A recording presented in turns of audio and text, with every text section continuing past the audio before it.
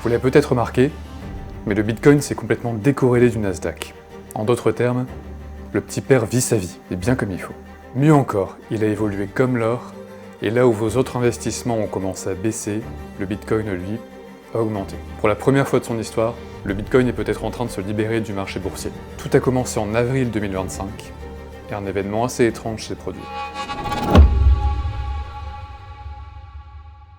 Vous vous en souvenez, les annonces de droits de douane de Donald Trump ont complètement fait paniquer les marchés financiers.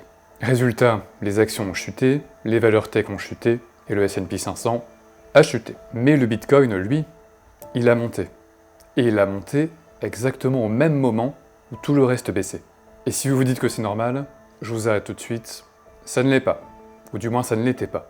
Historiquement, le Bitcoin évolue avec les valeurs technologiques. Lorsqu'elles montent, il monte, et lorsqu'elles baissent, il baisse. Et sacrément d'ailleurs. Ça a toujours été comme ça. Toujours, sauf depuis avril 2025. C'est-à-dire qu'il a toujours évolué dans la même direction qu'un autre actif, en l'occurrence la tech. Mais cette fois-ci, comme je viens de te l'expliquer, c'est complètement différent, puisque le Bitcoin a commencé à avoir sa propre courbe. Et c'est hyper important, parce que si le Bitcoin continue à évoluer de manière indépendante, alors il va offrir ce que beaucoup d'investisseurs attendent depuis longtemps, c'est-à-dire un actif décorrélé.